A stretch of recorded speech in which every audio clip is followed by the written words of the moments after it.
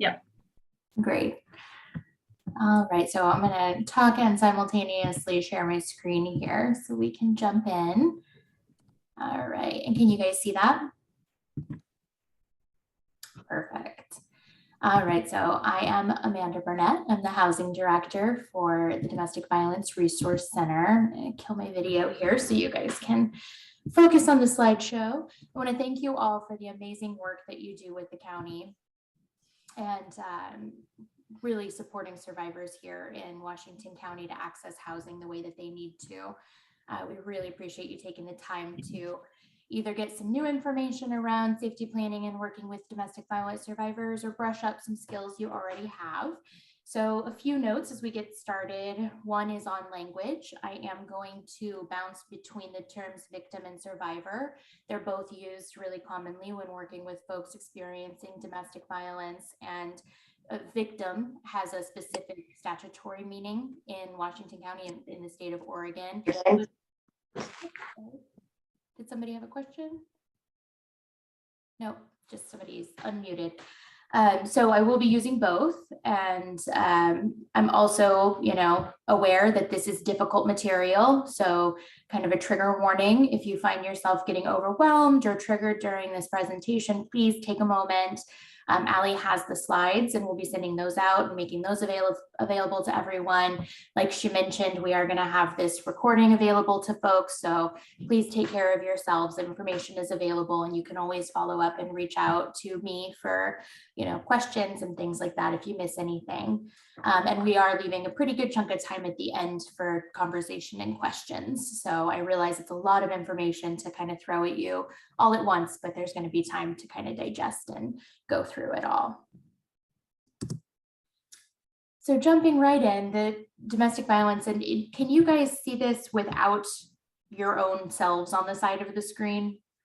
I never know if you can see the little Zoom pop up. We can see it. We can see the whole slide. Is that what you were? That is what I need. Yes, perfect. Yeah. Because I have the Zoom kind of ribbon on the side and wanted to make sure you could see the whole slides. So just 101, very basic pieces. What we're looking at with domestic violence is a pattern of coercive tactics. It takes many forms, physical, psychological, etc. And what we're really looking for when we're identifying domestic violence is this pattern of power and control by one person against an intimate partner. And that's a pattern that repeats over time. So there are a lot of times that something may be a one-off incident. That's not what we're talking about when we're making safety plans and things. We're looking at a relationship where there is this dynamic of power and control that's ongoing. Domestic violence occurs in all kinds of intimate relationships, married couples, dating couples, people who share a child, same-sex partners, all across the spectrum. And that's where the myth of the perfect victim comes in. It's really common for folks to come into working with DV survivors with an idea of what that means. Typically, that would be a male abuser, female victim, physical violence. Maybe people have ideas about what kind of socioeconomic status or level of education a victim or perpetrator may have. So all of that you can just throw right out the window. There is no such thing as the perfect victim. Domestic violence, intimate partner violence happens across all socioeconomic levels, all cultures and backgrounds. It can happen to anyone and be perpetrated by anyone. There's not a perfect victim, and there's not really a particular kind of person that we're looking at. So it's important when we're engaging with the public to provide services that we're not potentially limiting our ability to identify this pattern of power and control, because we have an idea in our head of what DV looks like and who can be a victim. It's also important to keep in mind some of the behaviors that we may not be familiar with if we haven't done this work or don't have experience of domestic violence ourselves or our family, that many victims do not resist when they're experiencing abuse. That's why you see these numbers. I think the one that's commonly thrown out is that many people leave up to 7 times, or the average number of times that a victim leaves is 7. And that's reflective of the fact that there are a million reasons that folks get into relationships and a million reasons that they stay once there's abuse involved. And it is a pattern and a process. So we never want to push folks to leave if that's not what the right choice is for them in that moment, if that's not safe. And we don't want to make assumptions about whether someone is quote unquote deserving of our services or help based on the fact that they're in a domestic violence relationship. We also need to be aware that there is a really intimate intersection of perpetration and victimization.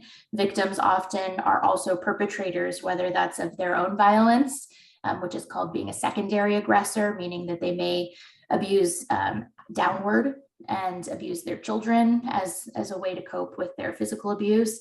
Not that that's an excuse, but they may also just, steal, use drugs, any number of other things, just as part of their day-to-day lives. And that does not, again, in any way impact their identity as a domestic violence victim or their need for appropriate services there. So we need to try to avoid putting people into really, boxes of you're a victim, you're an abuser, so you get these services and you don't, that kind of thing. And then also keeping in mind when we engage with folks who identify as DV survivors, that there's a lot of trauma that comes with that, and that can impact their own behavior. That can make them seem difficult to work with, angry, lashing out, those kinds of things. So just being aware that being more combative or aggressive in personality is, again, not an indicator that someone is not a domestic violence survivor. And I apologize, I'm working from home today and the garbage is being picked up. So there's a little bit of background noise there. So just wanted to highlight some of the numbers that domestic violence is still to this day, while we talk about it far more often, and there are many more service providers than there have been in the past, one of the most chronically underreported crimes. Only about a quarter of all physical assaults are reported to law enforcement. 1 in 4 women and 1 in 7 men, and some more updated figures put this at 1 in 3 women and 1 in 4 men. So we are seeing a significant uptick in the number of men or male identified individuals feeling comfortable identifying as DV survivors will be the victim of severe physical violence by an intimate partner in their lifetime. So that's a significant number of folks. And ultimately, we know that more than 3 women a day are murdered by intimate partners in the United States. So this is something that we have an opportunity as housing service providers to really engage with and potentially bring some of those numbers down just by being a little more aware.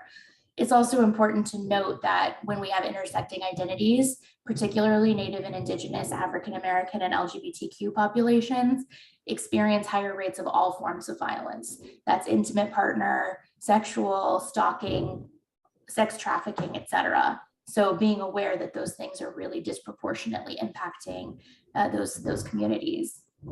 I'd also like to highlight that most sexual assault and intimate partner violence is first experienced before the age of 24. So for our community members who are working with folks who are in high school or in their early 20s, that's a really amazing window and chance to engage with folks when they're first having these experiences, do some early intervention, help stabilize and stop that cycle before it continues for the rest of their lives. And multi-abuse trauma, sometimes this is called comorbidity, is just that intersection where the vast majority of folks who we engage with in housing services really exist, which is folks who have substance abuse needs, they have trauma and PTSD from chronic homelessness or child abuse and experiences throughout their lifetimes. They have domestic violence needs or intimate partner needs, and they have mental health needs that make life difficult. And when we have multiple pieces of that intersecting together, it can make things really complicated and complex for us as we attempt to house them and get them connected to services. So that's one of the reasons that we're talking about this today with the DV side, to really remember that domestic violence is one prong of this multi-abuse trauma that we want to be able to identify and decide when we're working with someone what is going to be the most successful piece for us to tackle first. And for some folks, that's going to be really focusing on that domestic violence and safety and figuring out how to house them. And for some folks, maybe we need to address substance abuse or mental health needs first, and have the domestic violence come in a little later when they've stabilized in other ways. So just remembering that it's very unusual for someone to only be experiencing needs in one of these dimensions. Most folks are going to be coming to us with a lot of different competing needs, and we want to be thoughtful about how we engage with that. Touching on the types of abuse, there are 6 kind of main umbrella terms that we use Of course, physical is going to be what most people are familiar with and what we think of when we hear domestic violence. And while there is a component of physical abuse in a lot of domestic violence relationships, it's not necessarily even the most important or dangerous. We often hear from survivors that it's the emotional and psychological abuse that has far longer ranging impacts on their lives. So examples of physical abuse, of course, pushing, shaking, strangulation is one that we look for when we're trying to identify high lethality or danger for a survivor. And of course, the ultimate form of physical domestic violence is domestic violence homicide, which I'm sure you all know. We had a domestic violence homicide incident here in Washington County very recently, and just helps illustrate, you know, what happens when we're not able to intercede in those relationships and provide services early. Sexual abuse is a really important piece to talk about, very much not spoken about because it is so private, and there's a level of shame and humiliation attached to sexual abuse that doesn't always tie in with some of the others. But in terms of sexual assault, something like 60 to 65% of sexual assaults happen within an intimate partner relationship. So you really can't separate that kind of sexual abuse from DV in general, and you can't address the needs of sexual abuse survivors without talking about what happens within those relationships. So obviously, you know, the type of abuse we'd see would be things like rape and tying sex in with beatings before or after. A very common one is to commit sexual assault in front of the children or other folks in order to really bring down that victim's self-esteem and create a level of shame that makes it really difficult for a survivor to feel like they can talk to someone about what's going on. Emotional abuse is really bullying and humiliation based. Again, this is a place where we see other folks brought into the abuse, where sometimes you'll have an abuser's friends or family members around, and those insults and criticism are done in front of the family members or children, and a lot of blaming. And if you are not muted, if you're able to mute yourself, I think we're getting a little bit of background noise. Thank you. So yeah, just threats and humiliation. Psychological abuse are tactics that target a victim's mental health, really undermining their sanity, gaslighting, telling them no one will believe you, controlling their access to insurance, medication, things that they need to take care of themselves. And social is isolation, which is also kind of one of those big hallmarks that we look for, and that a lot of folks are aware is an important aspect of domestic violence, that keeping folks away from survivors, away from their families, their friends, really taking them away from the things that anchor them in their own identity outside of the relationship. So discouraging them from seeing their family and friends and restricting their access to transportation, monitoring mail calls, email, etc., has all become much easier with the advent of new technologies. And also speaking to folks outside of the relationship to identify the victim as being the crazy person or an abusive person, so that the abuser has a lot of social ties and support while the victim becomes increasingly isolated. And finally, financial abuse, which, you know, typically is used to further isolate that victim. If you don't have money to pay your own rent or pay for a car or make your own spending decisions, or even we see a lot of survivors come to us with no history of a bank account, no credit history, no credit cards, just nothing to even really identify that they exist, even in their 30s or 40s, and with any kind of financial life, which means they have to start from scratch. And that not only is very difficult to do, but also then just poses another barrier for them and makes it easier for the abuser to keep them tied into that relationship. So this is not in any way an exhaustive list. It's just sort of a greatest hits of really common things that we see under these 6 umbrellas. Some of the warning signs that we see is, you know, keeping in mind that abusive relationships typically start just like healthy ones in the very early days. So what can we look at when we're trying to find something right at the beginning? And the 2 that we highlight the most are relationships that get super intense super quickly. So things like saying I love you on the first date, for example, jumping in those first couple of weeks to meeting children, saying I love you, I want to spend my life with you, trying to have children right at the very, very beginning of a relationship.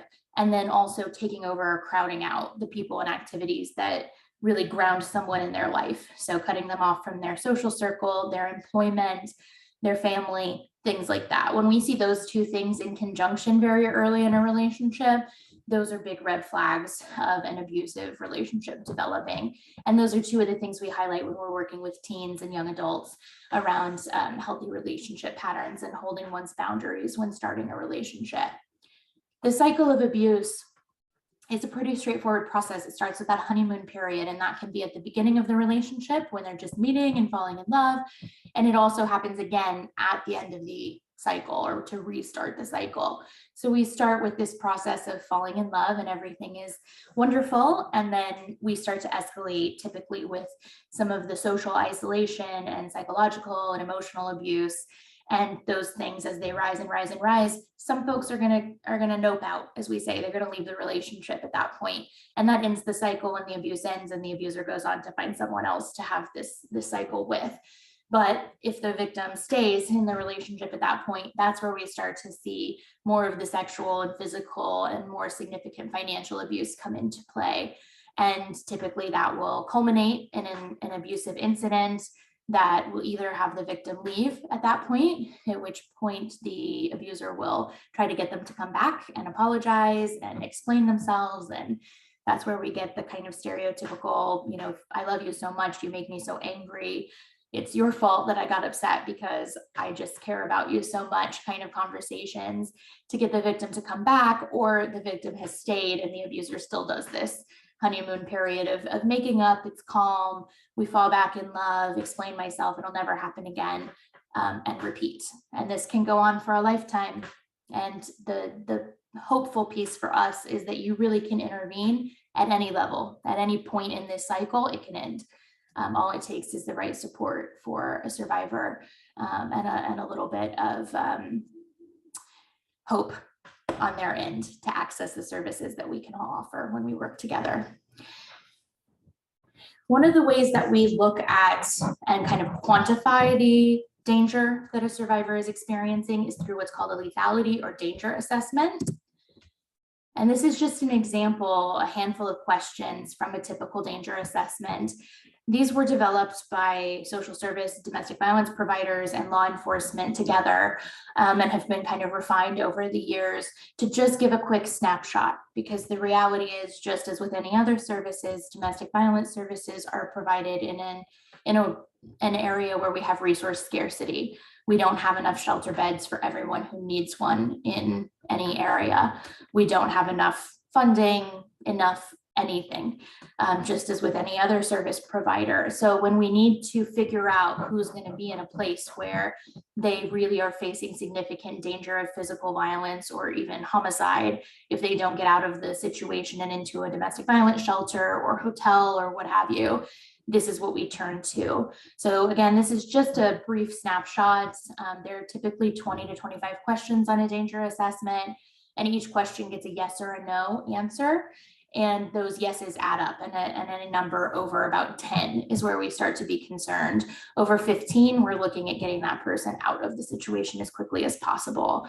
So looking at some of the ones that really indicate a high level of danger for someone is, of course, if their abuser has access to weapons, if they've ever used weapons or threatened the survivor with weapons during an assault, what kind of threats they're making, if there's a history of strangulation and sexual assault, and what their kind of controlling behaviors have looked like historically, if they're escalating over time, or if they're coming down or staying the same. Huge red flags are threatening to harm children or pets. And of course, women, when they are victims, are at their highest level of risk when they are pregnant or have just had the child, or when they're actually in the process of leaving or have just moved out of the home. So safety planning is what we're here to kind of focus on today. A safety plan is really simply a personalized, practical plan that we devise in conjunction with the survivor we're working with to talk about their risk in different situations. And it is, of course, very personal. It's going to look different for every survivor that we work with.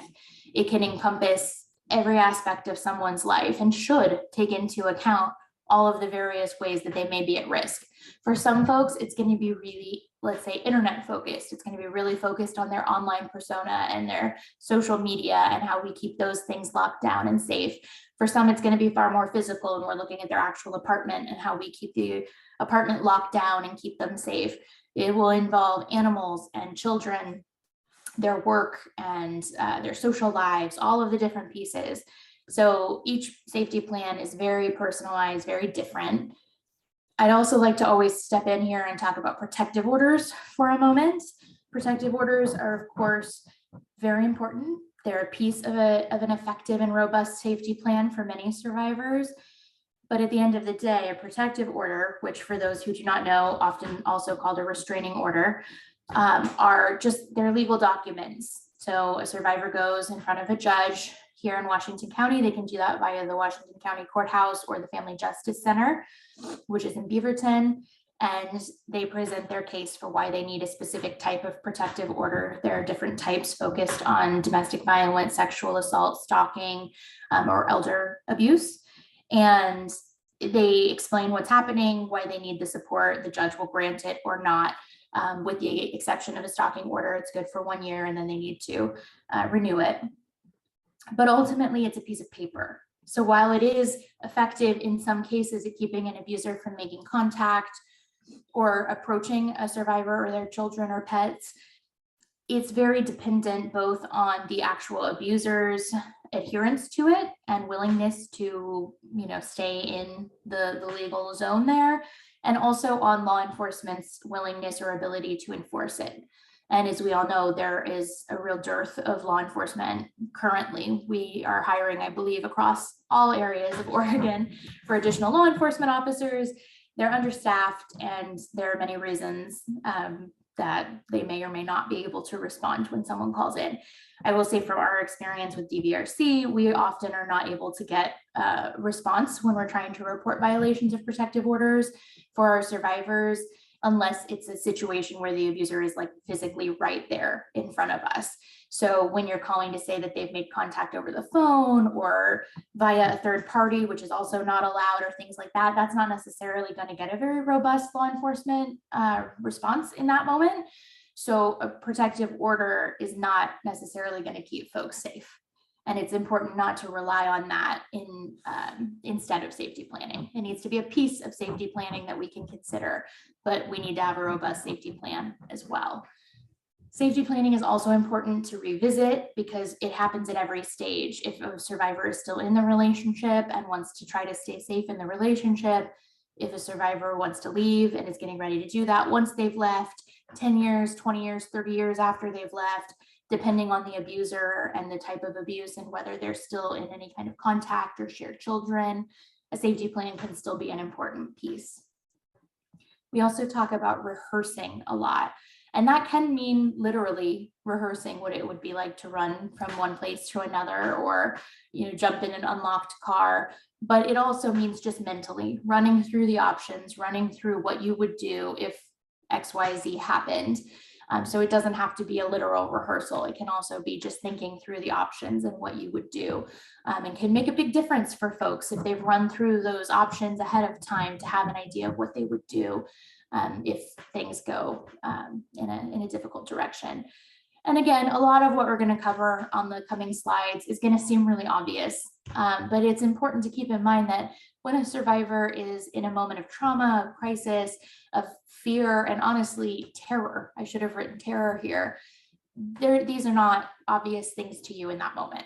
It really helps to have thought them through, have a robust plan where you can almost just go into autopilot and know this is what I'm going to do. I planned for this, as well as just the sense of safety and comfort that it can bring to a survivor to know that they have sat down and thought these things through. So again, this is not a comprehensive list of everything you might ever cover in a safety plan, but it does cover the most basic pieces that we talk about when we meet with folks to talk about some of the specific ways that domestic violence safety may enter their lives. So jumping right in, while the survivor is still sharing a home with their abuser, we talk about communication and phones, making sure that a safe cell phone is accessible at all times as much as possible, and knowing the numbers to call for help. That can mean hiding emergency phones around the house. It can mean having change on your person at all times and knowing where the nearest payphone is, or having a neighbor's house that you can run to make a phone call. But just knowing, we've had several incidents where folks were able to get to a safe phone and then realize they didn't know anybody's number by heart. And they didn't feel like they needed to call 911 in that moment, but they did want to call a trusted friend or loved one for support and weren't able to because they didn't have the number. So whether it's having those written down somewhere or just memorizing a few key numbers, knowing how and who you would call in that moment is important, which leads into support, telling trusted friends and neighbors about what's going on, developing a plan and a signal for when you need further help, making sure they know when you need them to intervene or don't, and keeping in mind that there are relationships that can exist, especially in long-term abusive relationships, where maybe the victim has developed close relationships with the abuser's friends and family. So really thinking through who may or may not be safe if you're trying to leave the relationship. For weapons, thinking about what weapons are in the house and how to keep them locked away and as inaccessible as possible. So that can look like putting child locks on drawers in the kitchen and things like that, just to try to create a little bit of space and time if things are going to escalate, to try to buy themselves some time to get away or out to a safe space before a weapon becomes accessible to the abuser. For transportation, having cab numbers memorized and knowing how you'd pay for that, having bus fare or hot pass in a pocket at all times. We've had survivors who would keep the car fueled up all the time wherever possible and then back it into the driveway. We've had survivors who would keep the driver's side unlocked when it was safe to do so in the garage, and then keep the other doors locked so they could jump in quickly. So just thinking through what makes sense for that particular survivor's life if they needed to get in the car and go quickly. Being aware of all the many ways that our movements can be tracked, particularly now, smartphones often have GPS trackers can be attached to them. They have apps that can track. We have shared family plans and Find My iPhone and all those kinds of things that can be in phones, put into people's cars, purses. And so just being aware of when you leave the home, what that might look like, and that the abuser may be able to know where the survivor is going at any given time. The practice and rehearsal, figuring out, many of us have never thought about if we needed to get out of our home quickly and safely, how would we do that? So knowing if we're on the first floor, the second floor, if there's bars on the windows, if windows open or not, what doors are available, where we could be in the home at any given time. And that can look different also depending on the individual survivor. One of the darker things is we do advise pregnant survivors as much as possible to try to stay on the first floor. It makes it easier for them to get out quickly, and also limits the chance of them being pushed down the stairs, which is very common in domestic violence scenarios. So things like that, thinking about how the actual home space intersects with someone's identity and safety. And then keeping a recording of physical abuse, taking pictures of injuries, even just keeping a journal of incidents that notes the dates, the threats, the events, and keeping it in a safe place, saving emails and texts. This can be very difficult for survivors to do, understandably. When we receive hateful emails and texts and things, the first thing you want to do is delete it and pretend you never saw it.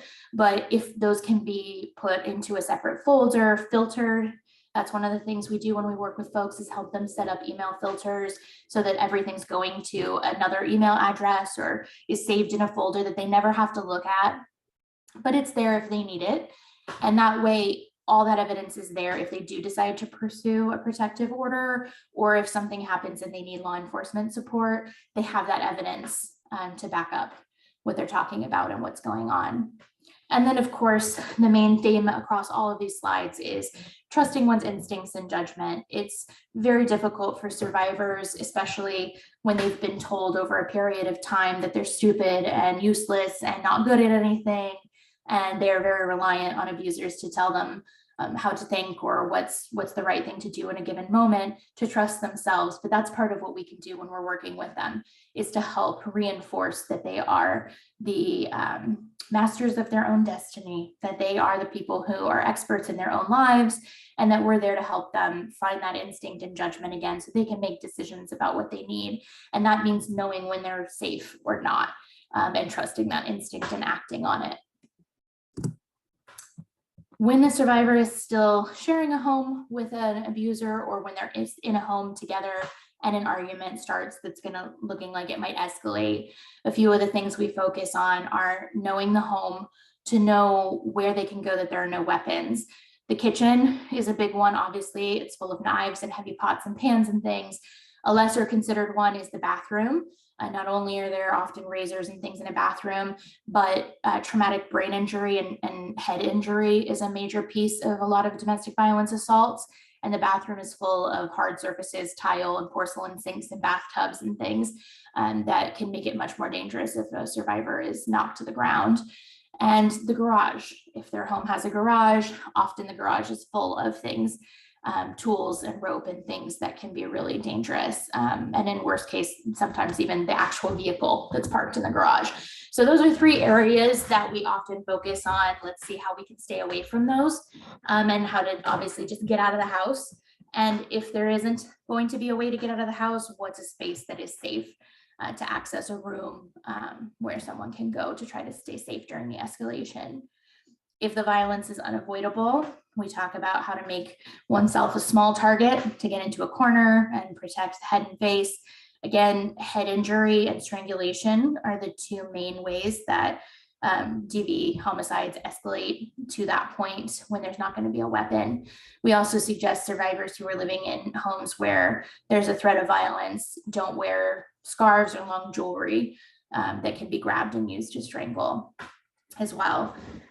One of the more difficult things for survivors who have children in the home is to fight the urge to run to them. It's natural to feel the desire to run to one's children to keep them safe, but studies show that that is the opposite of keeping them safe. It can draw the abuser's attention and remind them of another way to hurt the target victim. So trying to stay away from where the kids are in the house and draw the abuser away from them. And then with reporting, it's a difficult balance for folks in this situation. Of course, we want to talk to survivors about their options when they are physically injured, going to a doctor or the emergency room, but also making sure that they understand the pieces that come with that, that if they do disclose in the emergency room or to a doctor, that may and often will trigger a series of events after that, where there's going to be follow-up from social services or CPS, depending on the situation. So they need to know that when they're seeking that, so that they can kind of make an informed decision in the moment, and they can talk to the doctor or the emergency room staff. Often there are social workers in Washington County. There's a particularly strong team of social workers at St. Vincent that does this work, who can help work with them around safety planning and understanding their options if they're returning to the home, while still keeping some of that documentation, so that again, if they need it for pursuing a protective order or a criminal case. And then also being aware of the ways that law enforcement can threaten safety, depending on the circumstances of the victim themselves and their race, gender, ability, class, etc. And knowing that, as we know, calling law enforcement is not always a way to make ourselves safer, and for many people may in fact make them less safe. So really thinking through their options in those moments and being transparent before something happens, so that they've had a chance to think about, how would I actually be safe? Is law enforcement or a hospital the way to do that? Or do I have some other options? And that's one of the things that agencies like the Domestic Violence Resource Center can help with, creating safety plans that connect them with community resources that are not part of larger systems. So that's something that we can help with as well. Children add another dimension to the safety planning. Obviously, working with kids around knowing what's going on in a very age appropriate way. One of the things we talk about is not telling the children that we're making a plan for if the abuser does XYZ, but instead saying we're practicing what to do in an emergency. We're practicing how to stay safe in a very general way. That way, if the children do talk to the abuser, who is often their parent, their other parent, they do not use language that indicates to the abuser what's going on. So that's an important conversation to have. And then talking about, are the children going to call 911? When would they call 911? How do we indicate to them that they need to call 911 or run to a neighbor's house or go to a space in the house that's been made safe for them? And practicing what they should say if they call 911 and speak to dispatch, all those kinds of things. So teaching them how to get help and also how to keep themselves safe as much as possible.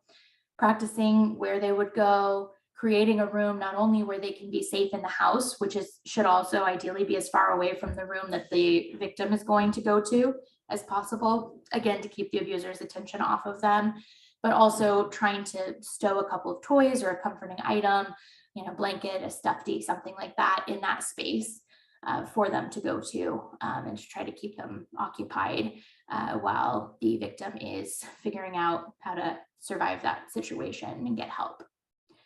Working with schools, and that includes the actual school, any kind of aftercare or before school care, so transportation, bus drivers, all those kinds of things around who is and is not allowed to pick up the children, knowing who would pick up the kids if something happens during the school day or while they're with a sitter or something, making sure that if there is a protective order or custody agreement in place, that everyone who's involved with the kids has a copy of that and knows what they're supposed to be doing.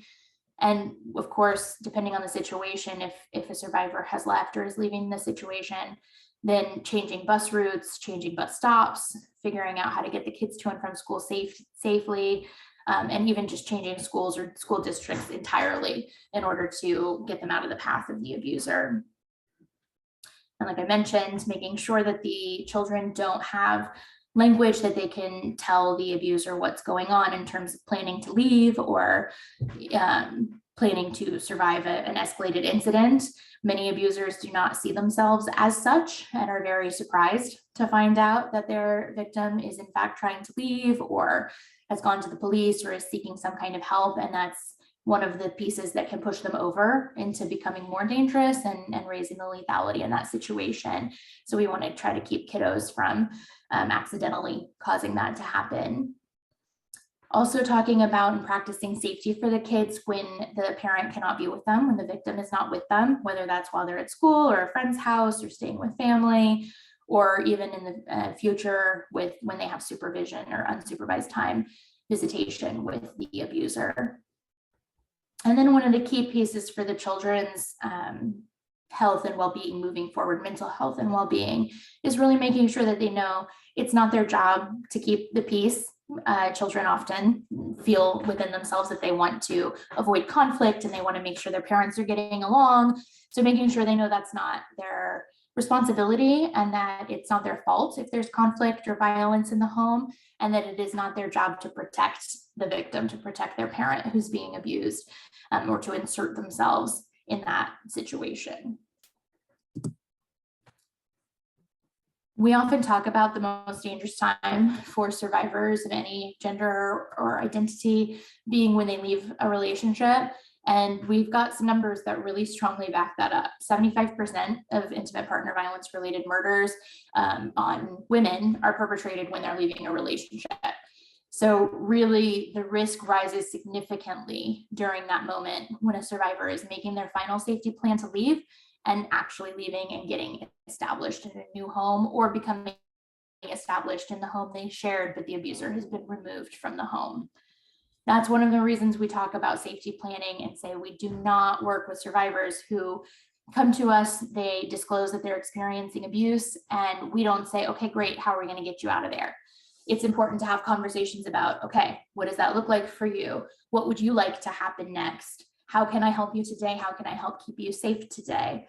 Because they may not be ready emotionally or physically to leave that situation. Instead, it's our job as service providers to help get them information, help them access resources, help them remove the barriers that may be keeping them in that abusive situation, and be there and ready to help when they can and are ready to leave themselves.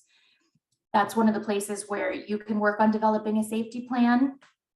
I've linked at the end of this presentation, there are a ton of resources for folks to check out that will help. You can download pre-formed safety plans that have blanks and places you can fill information in. And it's a very personal thing that you're going to do with a survivor. So when you're providing case management services, if you're really getting to know somebody, you're going to be able to do, I think, a pretty strong job of developing a safety plan with them just by having good conversations around some of the pieces that we're highlighting in this slideshow.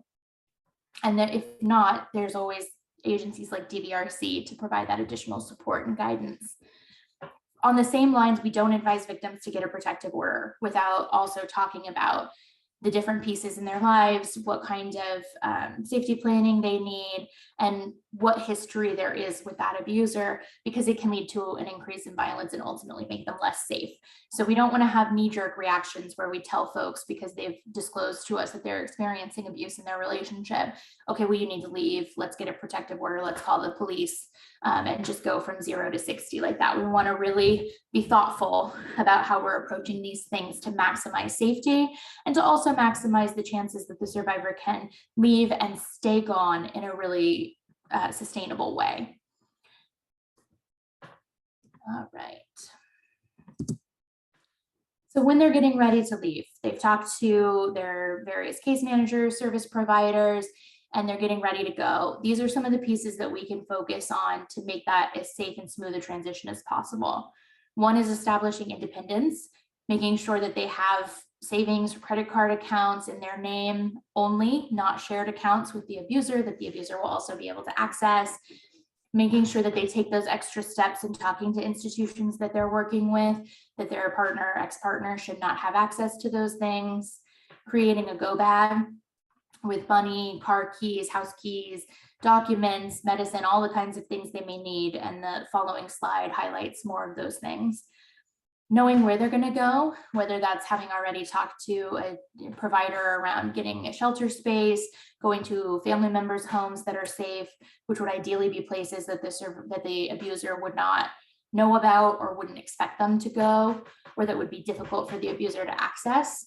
And also knowing where they would go if things were to escalate unexpectedly. So having the emergency plan on if they need to just go, and the plan on if I'm leaving on this day at this time, this is what it'll look like. Again, reviewing and rehearsing the safety plan and revisiting it and updating it regularly, because fleeing can be a very time-consuming process. If it's not something that happens due to an unexpected escalation, it can be something that we may spend a month planning with a survivor to make sure that we know exactly where the abuser is going to be, where the victim is going to be, where the children are going to be, et cetera. So making sure that they're revisiting over that time until they're ready for the actual leaving. This is an example checklist that just covers like the big picture things that we want to talk to somebody about if they're able to access before they actually leave. Having copies of protective orders that they're able to provide to pretty much everyone that they work with after they leave in order to make it a little easier to enforce. Keeping copies of any rental agreements, leases, deeds for the house that they were living in, car registrations, health, vaccination, insurance cards, marriage papers, divorce papers if they've started that process, anything to do with custody, identification and documents, remembering that driver's license and IDs, passports, birth certificates, social security cards can all be really important. Those are also often for survivors the hardest thing for them to get out of the home before leaving without anyone becoming suspicious, without the abuser becoming suspicious.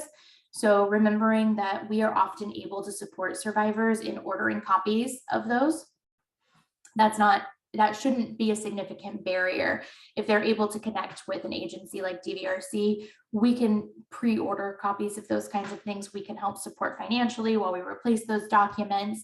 So really keeping in mind that there are often workarounds if these documents are missing. It shouldn't be a barrier to leaving, but it does make things significantly easier for someone if they already have these things. When we have survivors who are working outside of the home or who are working with family or friends to be able to go, we talk to them about you can grab a few of these things at a time, take them to a friend or family's house, get copies made, and then return the originals so that the abuser, if they're paying attention, oftentimes abusers will have a sense that something is going on and have a sense that potentially a victim is considering leaving, or just know that something is wrong. And so we talk about ways to not trigger that sense for an abuser. And one of those is to make sure that any paperwork type thing that's taken out of the home is returned after we've made a copy, to make it a little harder for them to put their finger on what's going on. And then some of the other kind of physical pieces, if there's a phone, a safe phone, or the survivor's own phone, emergency cash, clothes and blankets and things, both for the survivor and children, that can bring them some comfort, and medication for adult and children, important keys. A lot of folks have valuables or photos that are things that they really just can't bring themselves to leave, that act as a really significant barrier, because it's an heirloom or something that's left to them by a very important loved one. So if those things, if it's possible, stacking those things, putting those things aside and being ready to grab them is not an unreasonable thing to include in one's go bag or collection of items to flee. And then knowing important phone numbers, again, having an address book or notepad, or even that can be something that they have online, which we'll talk about later, that has important phone numbers in it so that they have access to those things once they've left the home. The two big ways that survivors tend to start living apart from their abuser after fleeing are either that they've stayed in the home and the abuser has been removed, typically through a protective order or going into jail, or they have moved into a new apartment or home, and the abuser is still in the old one. So depending on those, your safety planning is going to look a little different, but the key big themes are going to be, of course, security, making sure that if they're staying in the home, locks are changed, working with the landlord on what's allowed in the space, but figuring out locks on windows, security systems, outdoor lighting and motion sensors, smoke detectors, things like that. Having a safety routine for many victims after they leave, they've had a way that they thought of keeping themselves safe when they came home to an abuser. So they then need to kind of learn a new way of doing things now that they're coming home to an empty house or a house with children. So we talk about doing a walk around the property or around inside the house, checking all the locks, making sure that the abuser is not around the property or in the house, and then having someone that they can let know that they're home safe and locked in. Informing new neighbors or landlord, either that the abuser no longer lives there and that they should call the police if they see them, or that they are experiencing this domestic violence, and they can even show a picture if they move to a new place and say, if you see this person around, please call the police or let me know. Working with a landlord to get the partner off of the lease, the abuser off of the lease, or even breaking the lease, which is something that can be done with support from advocates in order for them to achieve safety. We're always happy to work with survivors who are experiencing DV in the home around what their landlord-tenant rights are. The Oregon Law Center does an amazing job with that, and we have an attorney with OLC that's located at the Family Justice Center, and they're there several days a week so they can work with survivors. I know there are many folks at Community Action who have this knowledge. So there's a lot of folks out there who can help support DV victims with what their rights are around changing locks and breaking leases and being safe. We also talk about mailing addresses moving forward as they're changing utilities and all those kinds of things. They can enroll in the address confidentiality program once they've actually left the home. Unfortunately, they can't enroll if they're still in the home that they shared with the abuser, because the abuser knows about it, and you do have to move into a new place where the abuser is not aware of that address to enroll. So we can work with survivors around that. And of course, there's friends or families, homes, or PO boxes to make it a little more difficult for abusers to locate them. Making sure you reschedule anything that the abuser knew about ahead of time to limit their chances of being able to run into each other. And then thinking about one's public life. If you stay in the same neighborhood but change apartments or homes, what does that look like? Are you going to go to the same grocery store or social spots to hang out? What are the chances the abuser is going to seek the survivor there, and then rehearsing what you would do. Would you go talk to a cashier or the bus driver? Would you run? Would you go out the back? Those kinds of things. So just thinking about a new kind of safety once they're no longer living together. With kiddos, one of the big things after leaving is visitation, as of course the abuser often is the other parent. So thinking about ways that pick up and drop off can be done that's safe, or as safe as possible, which typically looks like not doing it at either the victim's or abuser's home, but having a public place like a restaurant, bank. A lot of police stations offer this service, and trying to bring a person with them. I know we have advocates who sometimes attend. There can be representatives of DHS who will go with folks. It just depends on the situation and the level of danger involved. Bringing a trusted friend or family member, just to take some of the risk away from that pick up and drop off time. Also limiting contact, because of course for survivors who have fled an abusive relationship, the children tend to be like the last link that is shared with the abuser. So that's a way for an abuser to continue to have power and control and be abusive. So limiting contact to things like having separate meetings with teachers, only communicating via email, and there are particular programs designed for that as well, to really limit the ways that an abuser can access a victim. One of the things we talk about is, depending on the age of the children and the visitation system, sometimes a parent, the victim can drop the kiddo off at school, and then the abuser can be the one to pick them up and have visitation, and then the abuser brings them back to school in the morning and the victim picks them up that afternoon. So there's literally no crossover in the same location. Working with the kids to create a safety plan for when they have unsupervised time with the abuser, making sure they know where they would go if things escalate and who to contact. The victim can provide an emergency cell phone. That's something that a lot of agencies, DVRC does as well. We have kid-friendly track phones that we can provide to children that they're able to use, that can have just a few key numbers programmed in. That's another place that the victim will want to think about having a third party or special phone number that they use for that purpose, so that the abuser can't get their personal cell phone number off of the child's cell phone. And then remembering that children can be used to monitor the actions and whereabouts of the victim. So being thoughtful about what they know about where the victim is living and what their connections are, if they're still having contact with particular friends or family members, that the children aren't telling that to the abuser. And really working on not putting children in the middle of this situation. It's incredibly difficult to walk this line. It's one of the things we talk about the most when we're providing counseling and supportive services to victims of domestic violence. It is very, very difficult to keep children safe, period, but to keep children safe in a way that is also not putting them in a really emotionally vulnerable place by telling them everything that's going on is even more difficult, especially as children get a little older and maybe have more situational awareness themselves. But it can be really important for their own resilience and for them to be able to come through the experience to really try to avoid putting them in the middle by using language around the abuser being abusive and things like that as much as possible. It's also something that unfortunately can be important if there are going to be cases, family law cases involving custody and visitation planning, to make sure that there's no sense that the victim has contributed to parental alienation or anything like that.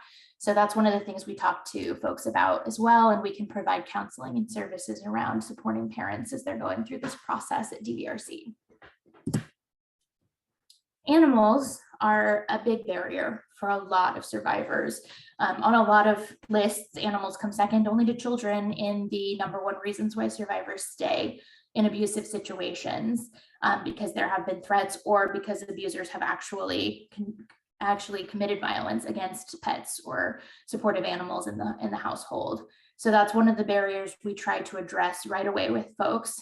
One of the things that we can do, of course, is not leaving a pet alone with an abuser, particularly an abuser who has made threats against the animal. Being ready if one is fleeing to prove ownership, that they've been vaccinated and licensed where you live, making sure the registration is in the victim's name and that the abuser is not listed on the microchip, reaching out to friends, family, the vet about temporary care. There are services explicitly for this purpose, both in Washington County and in the greater Portland area. So that's an important thing for folks to know. DVRC provides services around this as well. Many domestic violence shelters and transitional housing programs can take animals, and that includes pets, such as Monica's house with DVRC. We do accept pets and they are able to stay with their people in their rooms. So it's not a matter of only being able to bring certain kinds of service animals. Pets are included. Remembering when fleeing or preparing to flee, if you might need extra provisions for pets like food and medicine. Many area vets and many organizations like the Oregon Humane Society provide for this explicit purpose. And it's something that we're able to connect folks with resources. Folks from DVRC can meet survivors at their new homes or shelter to provide the pet with resources. So those shouldn't be barriers that keep someone in a home. There are a lot of resources that you can connect them with if they're ready to leave, but they're worried about not being able to take care of an animal. In Oregon, you can include pets on protective orders. Again, that's pets and all supportive animals. So any pet can go on a protective order when there's been threats or there's a level of danger. So that's a consideration. Thinking about places that your pet has gone, vets and groomers that the abuser might know about or might know to look for them, and either changing service providers or making sure that the service provider knows not to share information with the abuser or let the animal go home with the abuser. And then one that folks sometimes don't think about is if you have a conspicuous pet, typically like a larger dog, not letting that pet be alone outside after fleeing, depending on the area. Of course, if the survivor has left and is living in a completely different area where it's very unlikely that the abuser or their friends or family are going to be passing by or see them, that's fine. But it's very common for folks to stay in the same county or even same area or town because of jobs, kids, etc. So keeping in mind that that can be a way that an abuser or their friends or family can identify where the survivor is living after fleeing. We also like to talk to survivors who are working outside of the home, and a lot of these things also go for survivors who are attending school outside of the home, about ways that they can make work and school look safer for them. So that can be checking in for support on if they have policies at one's workplace or school. There's Title IX protections for folks to decide who they're going to inform, whether that's security officers, the supervisor, HR representatives, professors, whatever that looks like. Providing photos, if that's something that you expect there might be some stalking behaviors or the abuser might come looking for them there, then you can provide photos so that they can call 911 or let the survivor know if the person, the abuser, is seen on the premises. If one does have a protective order, carrying a copy and making sure the employer has it and knows to contact 911 if something happens or if they see the abuser. Having a system for screening phone calls and emails. Again, we touched on being able to filter emails, but making sure that the survivor isn't someone who's answering a phone directly and can just pick up the phone and their abuser is right there, able to speak to them and violate that restraining order. And if it is unavoidable that the survivor is someone who needs to take phone calls in that way and they can't be screened, making sure there's a way to record those phone calls in a system so that we're able to keep track that the abuser is making contact that way. Some of the changes that may need to be made, depending on the safety needs, are changing the hours, where the desk or office or workstation is in the building, changing the entire site, going to work from home, going instead from work from home, going into an office now, changing the routes, things like that. And then looking at the actual building or area where the survivor works and having a safety plan for how they come in and out of the building, how visible they are, if they need to be walked to their car by a colleague, things like that. And then touching on technology, this is a huge area that continues to grow and change around survivor safety. So there's a link at the end and I'll draw your attention to it when we get there. And that really has a much more robust approach. But I wanted to just highlight some of the big picture pieces that we look at when we're doing a technology safety plan, which for the vast majority of survivors is something we need to spend a lot of time on in 2021, almost 22. Looking at computers and emails and the kind of tracking that can be done there, making sure survivors know when they're still in the home or if they're sharing a computer or laptop with an abuser, that things like incognito browsing are not surefire and that their behavior and activities can still be tracked that way. So considering other options like VPNs or things that can keep their browsing safe, or just knowing that any computer they access within a house that they share with an abuser is likely not safe. We talk about email accounts and how to open a new one and keep it as private as possible, and that they can use that to store important information, documents, phone numbers, and communicate with service providers while still maintaining their regular monitored email account with non-critical information so that the abuser doesn't know that something is going on. Thinking about how they choose private or how they choose passwords and keeping those private, changing them often and not basing them on things like kids and pets and family things that the abuser might easily guess. For phones, being aware of different tracking apps that are out there, not only for tracking location, but also tracking the behavior on the phone, pulling the numbers called or text messages, things like that. And knowing that they can get support with that from a lot of local police departments, coming to DVRC, even the Geek Squad and going to Best Buy and places, as well as the folks who sold them their phone, can often help check for those things and see if a phone is having any of those apps hidden. Remembering that there's things like the phone bill having evidence of call history or text history, switching to new phones that are pay as you go, or at least if you get a new phone, keeping it not backed up from a shared cloud that will immediately give access to an abuser, keeping the phone charged at all times when you're out in public or at home with the abuser in case they need to make a run for it or get help quickly. And then after leaving, changing their phone number or blocking it on outbound calls so that it's harder for the abuser to get a hold of. And then very general things like social media, Facebook and Instagram and things like that, making sure that folks are turning off their ability to be tagged automatically by friends and family members who might not understand the safety risks that somebody is experiencing, may not even know that someone is experiencing abuse. So making it a little harder for their activities and location to be tracked that way, being aware that a lot of court systems publish their records digitally, and a lot of information is held in those records that can be accessed easily. And thinking about other places, especially now that many folks pay all of their bills or do everything online, that their information on their address or habits might be found. So utility companies, credit cards, magazine records, bank records, school information, things like that, and thinking through how they can lock that down. And then one of the things I like to talk about just briefly is our own approach as service providers in terms of keeping ourselves safe. Many of us work out in the public and we go to folks' homes when we're providing services. So keeping in mind that when we're providing services with folks who have identified domestic violence in the home, there are some steps we can take to keep ourselves as well as the survivor safe in those situations. And of course, we would recommend that you do not provide any in-home services at all when you know that there is an abuser still living or spending time in the home. If the victim is still in a relationship with an abuser, we would want to try to figure out a third location that we could take them, go to a cafe, go to meet at Starbucks or in a public place, public park, something like that. But if you are working with a survivor in the home, trying to keep the location within the home safe. So meeting in the front room or keeping a sight line to an exit door. Keeping your situational awareness, knowing that there are often signs that an abuser is present or has been there recently, and keeping in mind that the victim may act different if the abuser is around. So really paying attention to your own instincts on that. Not bringing a lot of things into the home with you. So bringing, a cell phone and a notepad or something like that, documents that you need for the actual visit, but not having a lot of things that you need to gather up if you need to move quickly.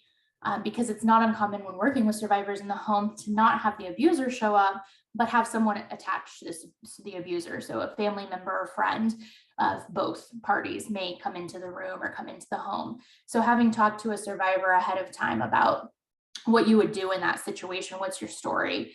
And that can be really, really simple. It can be like, oh yeah, no, hi, I'm here to help the survivor talk about food.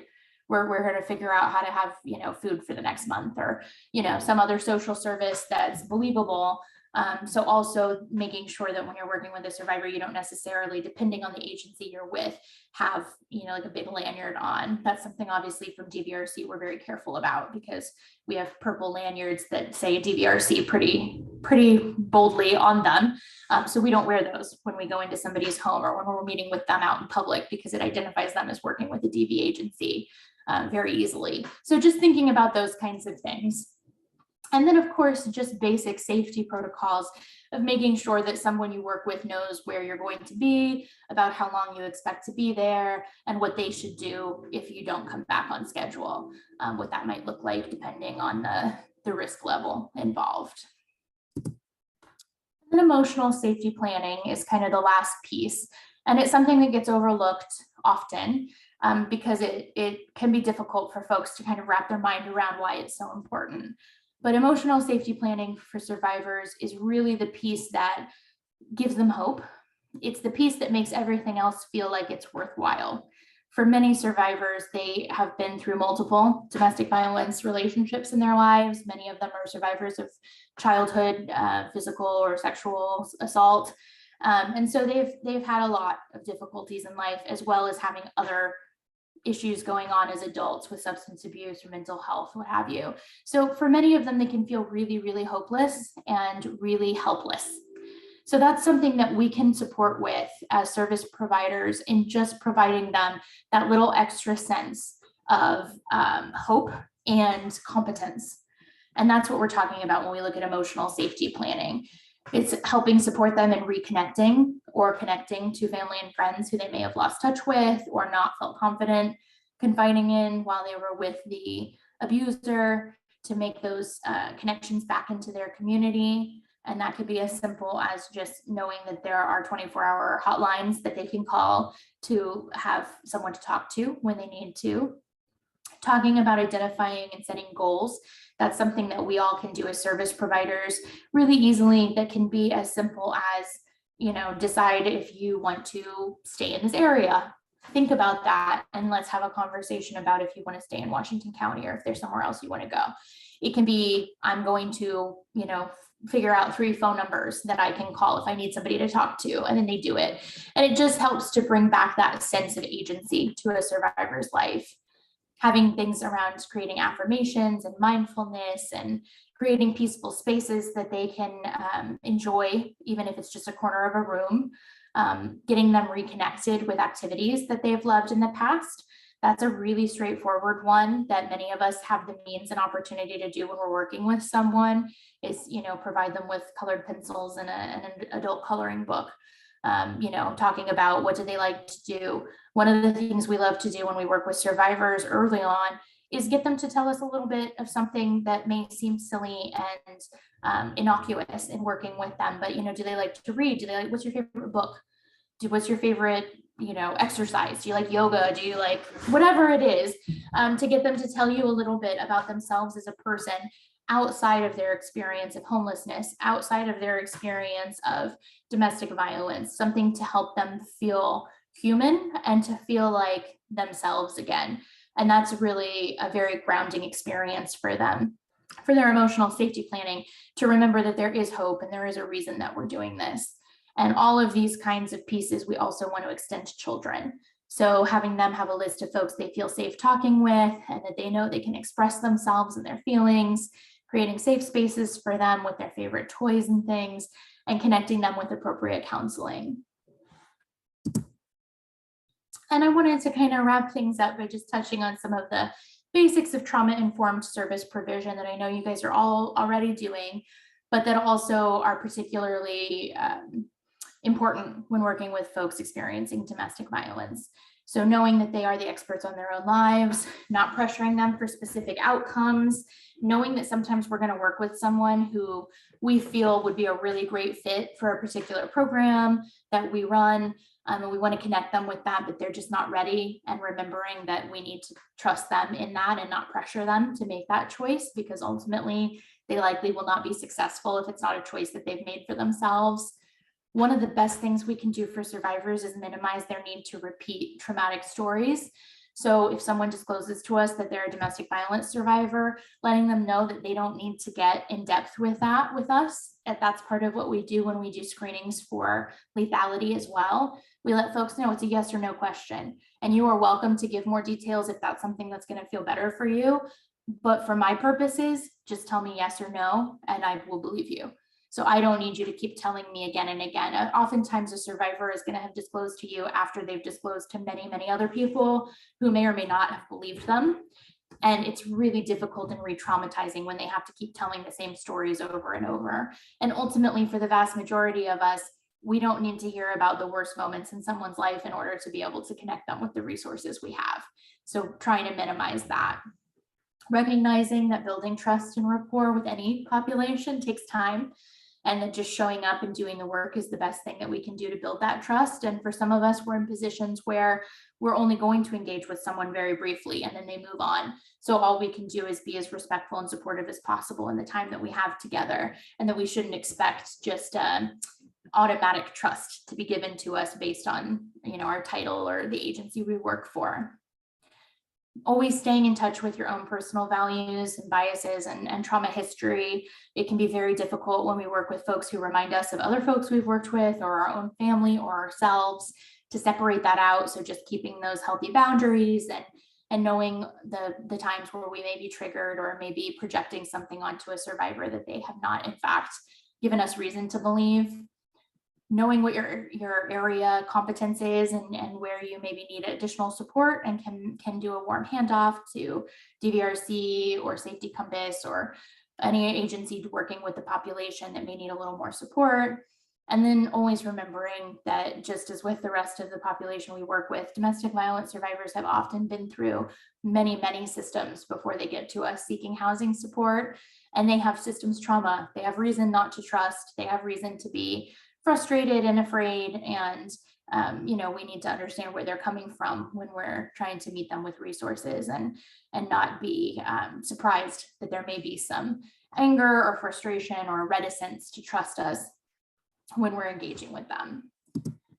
And then some of the common missteps that we see folks who don't have a lot of experience working with DV survivors having are really that savior complex of, I'm going to save you. I'm going to get you out of this situation. We're going to get you into housing. I can fix this.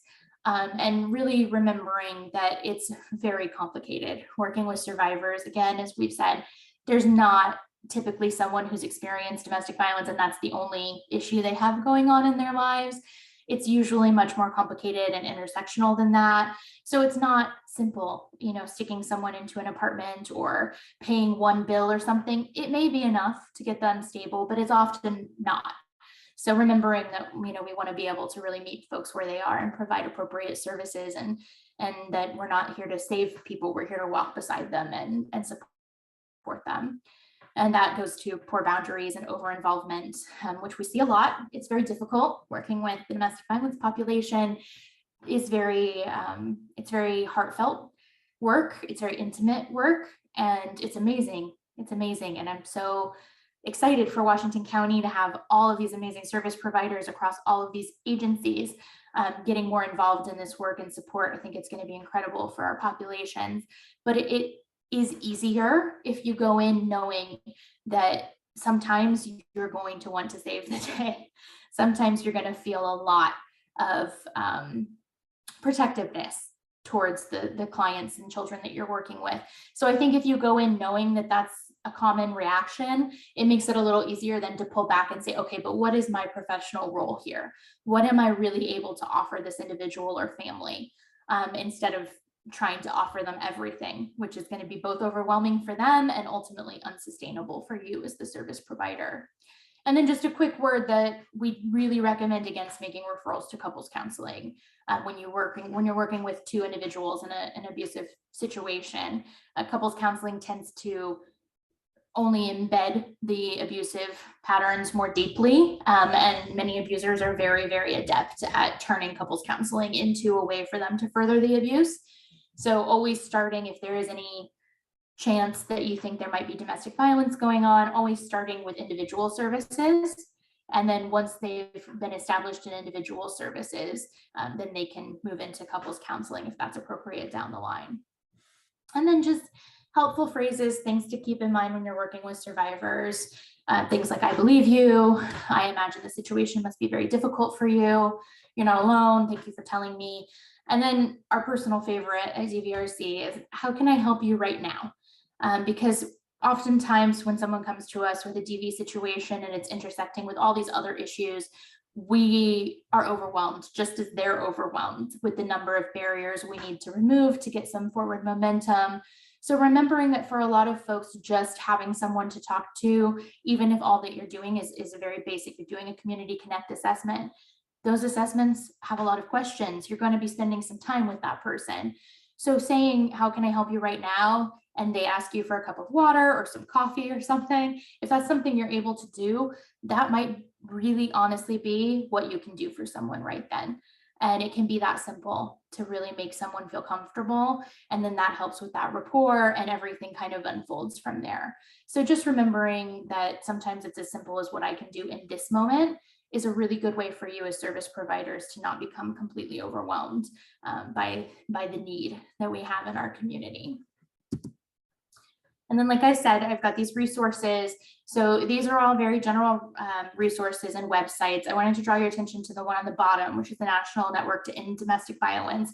They do a ton of technical assistance. And the link that I included there is their website, techsafety.org.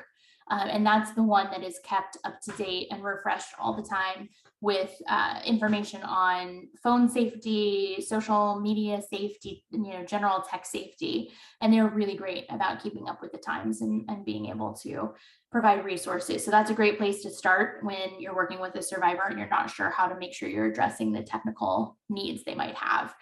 And then I've got more specific resources linked here as well for immigrant legal resource needs, the U visa and T visa information, and for working with survivors with animals. I also did the references for all the information that's in this slideshow if you want to follow up or dig in a little deeper on any of that. And then the last slide has my contact information. It has both the business line, which is the main office line for DVRC, and the crisis line, which is our 24-hour, 7-day-a-week domestic violence crisis line, where folks can call and get questions answered, get support, shelter screening, things like that. And then I have, of course, my email, and you are all welcome to reach out anytime if you have referrals, if you have questions, if you want some technical assistance, or you need a training or something like that, please don't hesitate. And with that, I will open it up to you guys for questions. If you have any questions for Amanda, you can just take yourself off mute, or you can, oh, sorry, everyone, I have a ring in the background, or you can just drop it in the chat.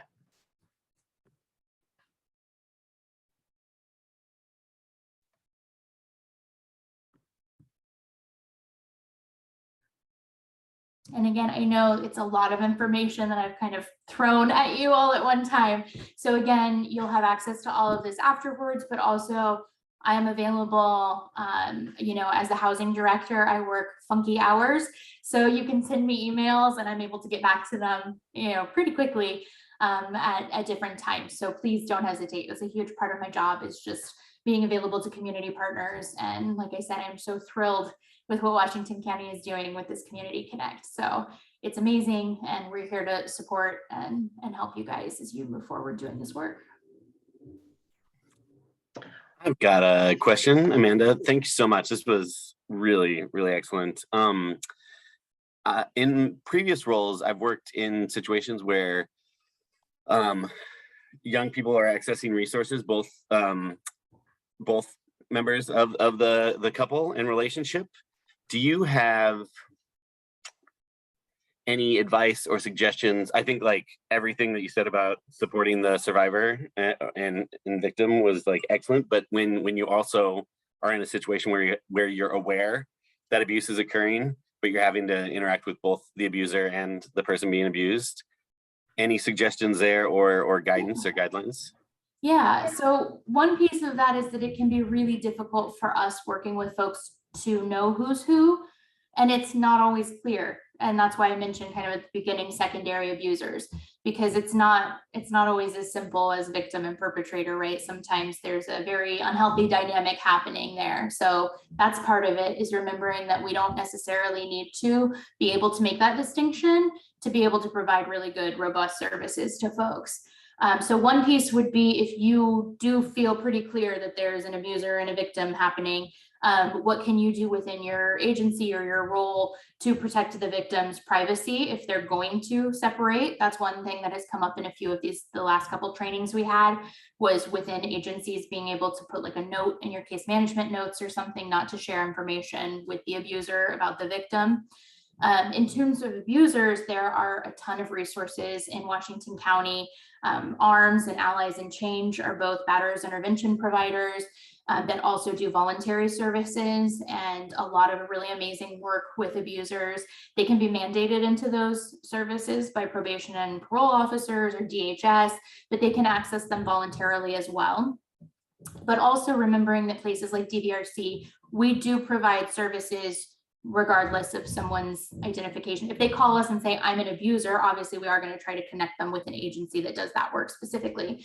But it is not uncommon for us to provide counseling and advocacy services to both halves of a relationship, because it's not our job to decide which is which until one of them identifies as such. So we can still provide pretty robust services around connecting them with counseling services and advocacy to stabilize, because especially if you're working with a longer term couple or a couple who serves children, when you punish the abuser, you can inadvertently be making the victim and children's lives much more difficult. So we really try to take a step back from that kind of punitive approach to talk about stabilizing everyone. So that looks different for different couples, of course, but we want to make sure that abusers are also connected to the help that they need, both mental health wise, but also, you know, is this something where we can redirect their energy into, you know, looking at work and education and things like that. So a lot of agencies do that work specifically targeted to abusers, but also DVRC provides services to abusers as well, depending on how they identify. Oh, thank you. That's super helpful. I have one follow-up question, Amanda, that you kind of hit on. So sometimes programs, maybe it's a shelter, transitional housing program, have in their policy that if anyone commits an act of domestic violence, generally they're referring to physical, that's grounds for removal from the program. Do you see that as a helpful policy, or maybe something that, like you said, kind of punishes the whole family? Yeah, I think it can be something that punishes. It's a tough one, because we all walk that line of care versus control when we're providing services to folks. So I understand why, for the needs of shelter type situations, like we run a shelter through DVRC and we have similar policies that we have to take people out of our congregate housing if they violate certain rules for the safety of everyone. So I understand that. But ultimately, I think when we do it without having a way to make a strong referral, so I know that it's not always easy, especially because of resource scarcity, but if there's a community partner that we can work with who does have some resources, so that when we take someone out of a congregate living situation, we're not just putting them on the street, but we ultimately have somewhere we can connect them to. I think that's the most elegant solution, but I recognize that it's not always something that we can do. And also being aware that when we see something in like a one-off situation, that can be misleading. And we see that a lot, where victims get arrested or are the ones who get penalized because they've lashed out fighting back in a situation. And in that one incident, they appear to be the abuser, but the long-term pattern of coercion and control is that they're the victim. So it can be tricky, yeah. Amanda, thank you so much for taking the time to present this. This is something that we are very much so trying to navigate and learn and grow in our approach at our shelters. I will kind of echo what Allie brought up. It is complex, you know, trying to say like, hey, this is a place that we need to maintain the safety, and then also not wanting to put anybody in an even worse situation. I don't know if you're aware of any resources in the county that we can refer folks to who might not be a good fit for our program. I don't want to put you on the spot, but I know that we're always looking for, you know, ways to get creative. Yeah, absolutely. I don't know anybody off the top of my head, but I will think about it. And you're from Family Promise? I'm with Greater Good. Yeah, Greater Good. Awesome. Yeah, let me think about that. I would just add that if you do come up with some resources that he was asking for, could you share them with all of us as well? Because Absolutely. we could definitely use them here as well. Thank you so much. Absolutely. So yeah, I think that's a great idea. So let me work on a resource list, and then what I can do is get it to Allie, and she can share it with everybody who's attended these trainings. Awesome. Thank you. Absolutely. And again, if you have specific incidents or things that you want to talk about, or you want some kind of technical assistance type thing, we're here, I'm here, shoot me an email, give me a call, and we can try to work through those situations and see what we can do. But in the meantime, I think a resource list that is an excellent idea. Got one more quick question. I know we're getting close to time here. Can you speak just briefly on, I think in this work, we often take on a lot of the folks that we're trying to help, right? We build these relationships, we care about the people that we're serving, and it can be, in my experience, these scenarios weigh the heaviest on the people trying to support them, because it's such a helpless feeling that seems so like, you know, the answer, you know that like your role is such that you can't just like shake them and say like, wait, you know, do this or that. Any advice or just like, can you speak on like how to support our coworkers and like what are best practices for folks that are dealing with a lot of the stress that we carry for the folks that we work with? Absolutely. So I think two different things that I really like. One is if you have any kind of like staff time where you staff cases or staff meetings or time that you spend together where you're able to talk about things that are challenging you and you can support each other that way. That's a huge one. We have a specific staff meeting at our shelter that's only for shelter staff, where they're able to be a little more open about the challenges that they're facing. That doesn't include other housing staff who maybe, you know, are not facing the same challenges and might not understand. So that's one, having ways that you can connect with each other and provide that kind of support. I come from shelter. That's what I did for years before I was housing director for DVRC, and having that staff support where you all know the unique challenges you're facing is one of the ways that, you know, I was able to stay kind of focused on the work. So that's one. And the other is just really making sure that you don't just have performative self-care.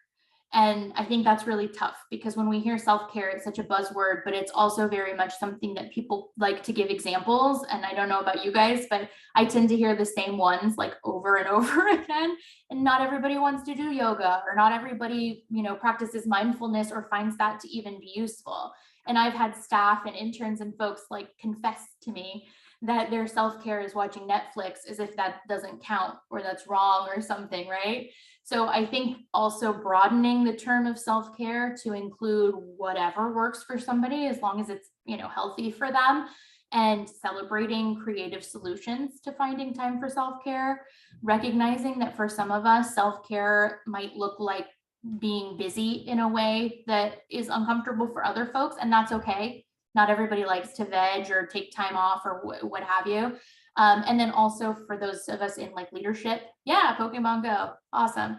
And those of us in leadership roles, like really walking the talk, which is so hard because, you know, we have just as much work as everybody else, and it's hard to take a break. But when we don't do what we tell our staff to do, how can we expect them? So we have to lead by example with our self-care. And that's something that I continue to struggle with. Yeah, music is one of my big self-care things too. Awesome. Yeah, so there's no easy answers, but there's that. And then also things like this. This is awesome, connecting with other providers doing different facets of this work and getting to see each other and, you know, remember that we're all fighting the good fight together. So I hope that was a little bit helpful. Sorry. And I think that is just about our time. Yeah, thank you so much, Amanda, for your time and for putting this presentation together. I'll follow up with the slide deck for everyone, and then any resources that Amanda sends along, I'll be sure to share out with everyone. But with that, I will send us all off to our lunch. So thanks, everybody. Thank you. Thanks, everyone. Thank you, guys. Take care.